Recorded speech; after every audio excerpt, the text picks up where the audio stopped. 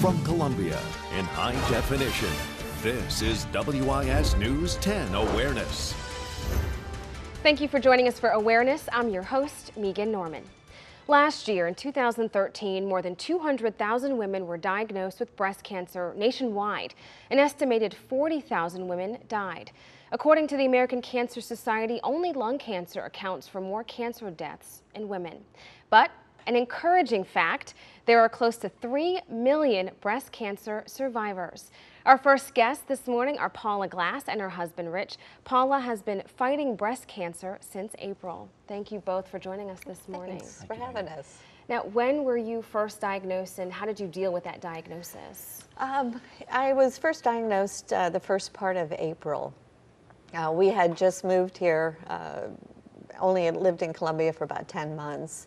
So it was, with the getting acclimated into the Columbia area, this diagnosis was a little difficult to handle at first, but through so many different organizations, after the diagnosis, I started went ahead and did the surgery. Right. Now, did you have any family history or any risk factors? Had none. No, and that was the crazy thing is sometimes there is no family history directly. Yeah. Now, tell me about the kind of surgery you had to have. Because I had tumors in both breasts, it wasn't really necessary and smarter decision for me to go ahead and do the double mastectomy. Right. Yeah. Very aggressive. Yes. Procedure for very aggressive cancer. Exactly. Obviously. Exactly. Rich, how did you deal with that? How did you deal with your wife of 22, almost 23 years getting diagnosed with cancer? Yeah, there was a lot of anxiety at first. I think we probably cried for a couple of hours when we first got the news. But I think that, Paula's faith in God and the support structure, the network that she had supporting her, her friends, her relatives. She had a sister-in-law that went through it a couple of years ago, and also close friends of ours up in the Pittsburgh area that had gone through it as well. And in contact and talking to them, we were able to power through it and maintain our faith, maintain our outlook, maintain the end goal of beating it. Right. Now, when you realized you had to have a double mastectomy, what were your initial fears? Well, initially, when you know your cancer is progressed to this level, of course, the first thing that goes through your mind is, okay, where else is it? Right. It's. I think most everybody goes through that thought process. So you have a lot of anxiety, a lot of worry at first. Yeah. And some women that I've spoken to, especially going through that kind of procedure, they feel like they're really, they are losing a part of them, but a real feminine part of themselves. Exactly. How did you deal with that aspect of it? Even though, every woman reacts to these kind of things differently. For me, I was just wanting to get it done, get the cancer out. Right. I really wasn't as worried about the loss of breast tissue, so to speak, and because I know that there are so many programs out there that can remedy that situation. And you've already taken advantage of a few services and programs that are out there. Tell us a little bit about that. Well, there's so much. I was thinking about this. Yeah, it's like, where do you start? Yeah. But, at the Palmetto Health, they have support groups called Bosom Buddies. That was great. Of course, my church family was incredible. People that didn't even really know me were there. Alala's was awesome when it came time to lose my hair.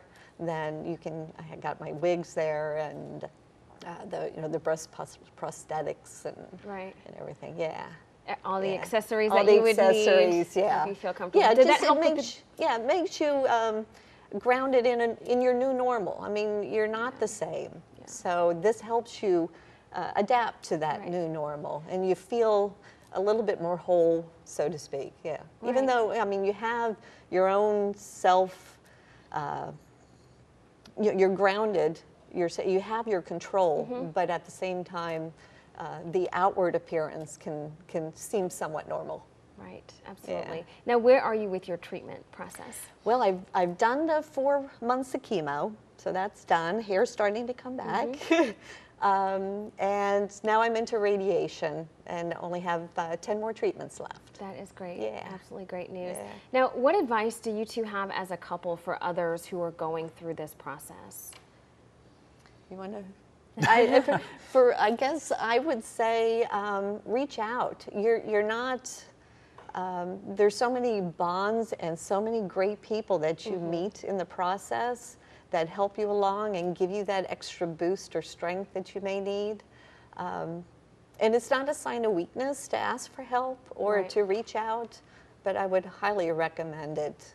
Right. Yeah. And I'd say, you know, to the dads or the sons or the fathers is to learn as much as you can about the disease, about the cancer, the treatments that are available, to be the support conduit that the ladies are going to need to have to go through it. But then also to reach out to other guys who have had their loved ones go through this as well. I learned that, you know, a former coworker of mine from 20 years ago, his wife went through it as well. And so I reached out to him and a couple of other guys that I knew that have had relatives go through this to, you know, to support me, because I mean, You needed it too. Yeah, exactly. I mean, there's anxiety in my mind, and talking to them and getting tips on them on how they supported their wives, how they supported their daughters, and you know, helped me to get through it as well. Well, Rich, Paula, thank you so much for sharing your story this morning. Oh, you're very welcome. Yeah, Thanks thank for you. having us. Thanks for having us.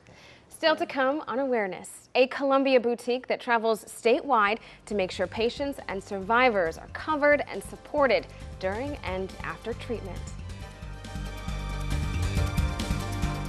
Welcome back to Awareness. Whether you've been just diagnosed or currently are in treatment or have finished, there are certain things you need that can help you on your journey. One company has been helping women and men from all backgrounds, racial and economic, at all different stages of cancer since 2006. Joining me now is Sherry Morris and Kim Neal of Alala. Thank you both for being with us this morning. Thank you for having us. Now, where did the idea come from to start this business? That's Sherry's favorite story because I'm the Trump. She is the Trump. We actually met as Girl Scout leaders, and as Girl Scouts, we teach the girls, you know, when you get to a certain age, you need to be wearing your deodorant and brush your hair and your teeth and wear your bra. And during that time, Kim was going through radiation and she wasn't wearing a bra. And so we were teaching the girls these things. And so I had to have a little discussion with Kim. Not even knowing her situation at the time. Not even knowing her situation at the time, that she didn't care once she found out either. I did care. That she needed to wear a bra, that we are the examples, you know, we have to brush our teeth, you know, wear deodorant and wear our bras. All that. Right, as well. And so when I talked to her, she told me her story about going through radiation and that she just couldn't find something that was comfortable to wear. I was wearing a big pink sweatshirt in the heat of August at a Girl Scout day camp. And that was comfortable? Well, it was better than anything else that I had. Yeah. Because at home I was... She was naked. Free. Yeah, free. I was free. That's a good word. Yeah, so we went shopping for things, and I just couldn't find what we were looking for. And Sherry's like, well, I've had this idea. I had an aunt who passed, and it's always been with me. What do you think? So we put together a feasibility study. We went to the library, spent time together studying to see what the needs of South Carolina were. And then we made an application to the University of South Carolina Incubator Program. Wow. And we went in and we just said, they looked at us and said, yes. We went, technology incubator? And they're like, yes, we're going to take you. And I was like, we were there about innovation because of our outlook on how to treat women. Right. And let's look at some of the supplies we have here in front of us. Yes, let's start here on the end, Kim. All right, this is post-surgically, you need something that's really comfortable, and it's also wonderful radiation. This actually has a Velcro, surgical Velcro that you can't really see it, but it's really soft, and it holds drain bulbs. So when you have those drain bulbs hanging out, which is from the surgery, they're getting the ooey out of you, it attaches, but you can be like Butamus. Right. You Fashionable. know, you can rock it. Yeah, yeah. Right. So Yeah, it's not your grandma's bras anymore. That's And right. That's what we always say. You know, when we first started, there was a lot of white bras, beige bras, and now there's multitude of bras in all different colors. Right. Because these are practical, but it also, I think, plays to an emotional side of a woman too, because you want to still feel beautiful. You don't want to feel like everyone can see the struggle you're going through. Right. And these are so soft that a lot of people, they don't give them up. I mean, they come back year after year to wear Really? these. Yeah, it's just so soft. And you know, right after surgery, patients at Palmetto Health are giving, if they have a mastectomy, they're actually given a post-surgical camisole, and we give those to Palmetto Health. Sure. And what's great about that, the patients actually can put it on in the hospital, and when they look down, they still feel, or they still look whole, Right. instead of just Right. seeing, you know, a flat chest wall. And so that really helps out.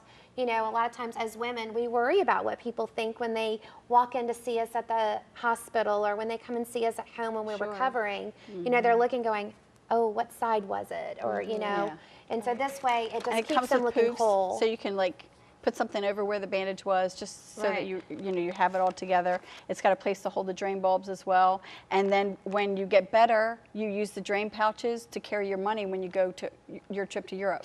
No, I made that up. Dual but purpose. It's very practical, and so it's a gift that keeps on giving. Right. Breast cancer is. And you also have the prostheses. We do. And one of the things that when Kim and I started, we noticed that a lot of times different color prostheses weren't offered to women. And so we wanted to make sure that it was our mission to make sure that we did have different color prostheses. And you can Yeah, see the other one, I'll hold it up. So you can see. this one is a tawny prosthesis and beige. So there's different colors, so you know, a woman of color doesn't have to walk around with a lily white breast form on. Right. So, which is great. You know, of course, we want to make it where it feels very natural and whole to that woman as well. And especially if somebody bumps up next to you, it remains very soft. Right. So the other thing that is really neat is something that's new this year is with this breast form here, it actually has a cool back to it. Oh, okay. And so when it lays up next to your chest wall, it actually feels cool next to your body. And being in South Carolina, this is very important. Yes, because we are famously hot. Yeah. Famously hot. hot is right. Absolutely, absolutely. And we have the compression sleeve over there. We do, and the compression sleeve is basically sometimes when you have lymph nodes removed from your arm, it causes a backup or a swelling.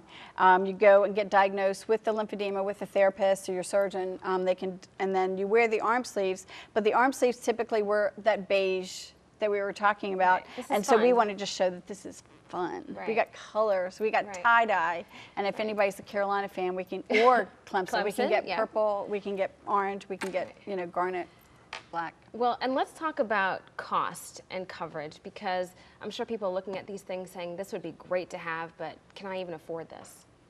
Absolutely.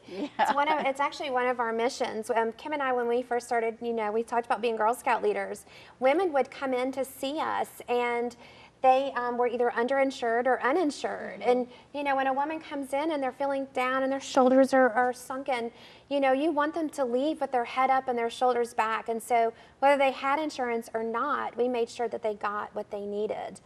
So we formed the Alala Cancer Society 2 years later to make sure that we can actually raise funds for those people to make sure that they are getting the products that they need. So we actually have two sides of our business. We have one that is retail, that we file insurance for the patients, and Medicare typically will do one breast form per surgical side every 2 years, and then 3 bras quarterly as long as they're medically needed. Okay, So, and most insurance companies cover these items for them. Yeah, Medicaid will cover the breast forms and the bras as well. And then also most private insurances, if they've paid for your mastectomy, the WHCRA requires them to also pay for your mastectomy supplies. Okay, that's and great. that's kind of a thing that a lot of people don't realize. Now, I'm not saying there's a lot of work that goes into that, but we're kind of advocates. No, we're not kind of. We are absolutely Big advocates. advocates. Yeah. That is We'll help clear. you get through it. Right. Yes. Well,